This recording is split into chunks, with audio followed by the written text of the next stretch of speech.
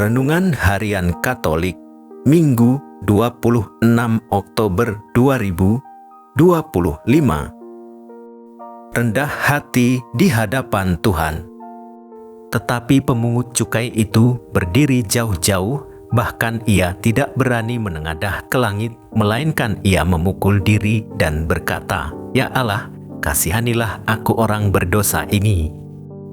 Lukas bab 18 ayat 13. Saudara-saudara, semua orang berharga di hadapan Allah. Sekalipun orang itu jatuh dalam kelemahan dan dosa, tetapi ia tetap berharga dan memiliki harapan. Oleh karena itu, Allah tidak akan menolak siapapun, bahkan Allah akan menarik setiap orang berdosa agar segera datang kepadanya untuk menerima pengampunan darinya. Allah akan bersukacita karena anaknya bertobat dan pulang ke rumah. Dua tokoh dalam Injil hari ini, orang Farisi dan pemungut cukai, mewakili dua kecenderungan sikap hati terhadap Tuhan dan sesama.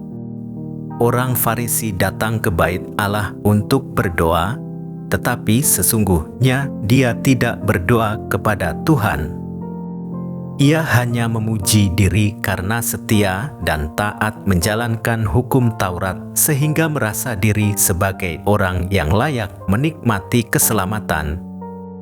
Dengan itu, sesungguhnya ia menutup hati bagi Tuhan untuk berkarya dalam hidupnya. Sementara pemungut cukai tampil sebagai orang yang rendah hati di hadapan Tuhan dan merasa berdosa terhadapnya dan sesama. Dalam keterpurukan hidup, ia berharap penuh atas karya Tuhan yang mengampuni, yang memberkati hidupnya. Sikap doanya menggambarkan perasaan iri yang tidak layak di hadapan Tuhan dan sesama. Menarik, dua tokoh ini ada di tempat yang sama, yaitu bait Allah. Keduanya menjalankan ibadah sebagai orang beriman.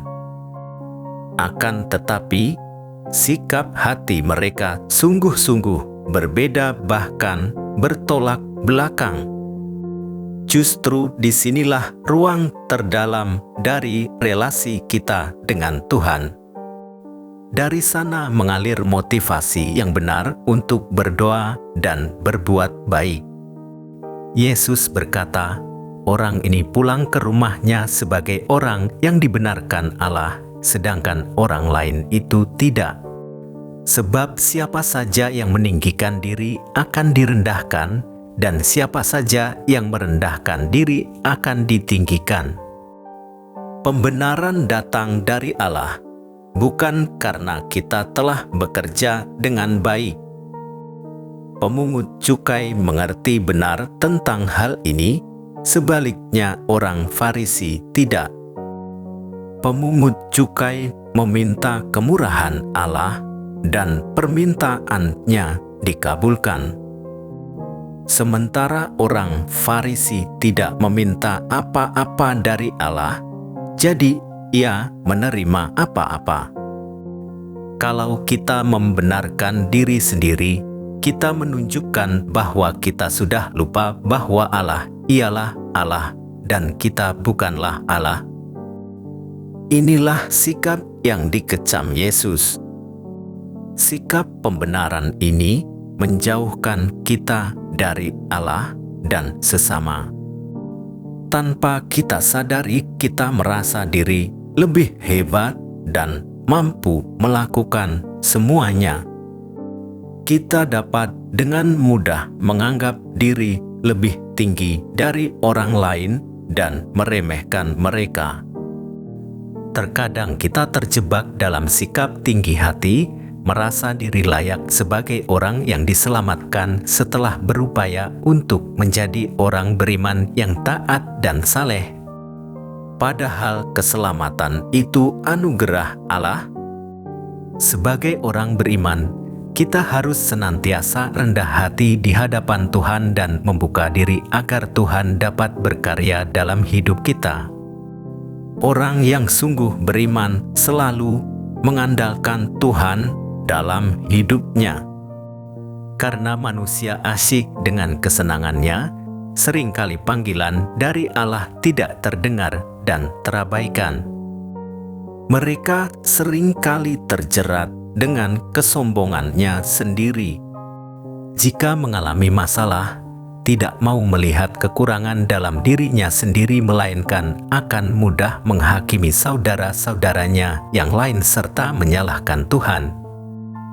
Karena manusia terjerumus dalam kesombongan, maka ia tidak mampu menghargai saudara-saudaranya. Relasi antar manusia menjadi renggang dan bahkan tidak jarang terjadi konflik karena masing-masing orang ingin menang, ingin lebih dihargai, ingin lebih dihormati, ingin lebih diperhatikan. Jika kita berada pada situasi yang demikian, sulit sekali damai akan hadir dalam hidup kita. Kita memerlukan rahmat kerendahan hati untuk dapat kembali ke jalan yang benar kepada Tuhan. Doa si pemungut cukai sangat sederhana dan disertai sikap rendah hati di hadapan Tuhan yang sudah mengetahui diri kita, mengetahui yang akan kita mohon. Allah yang Maha Rahim, tuntunlah kami agar kami setia menghayati iman dalam hidup sehari-hari sehingga kami layak menikmati sukacita kekal bersamamu. Demikian renungan hari ini. Selamat beraktivitas. Semoga semuanya lancar, sukses, serta selamat. Tuhan memberkati.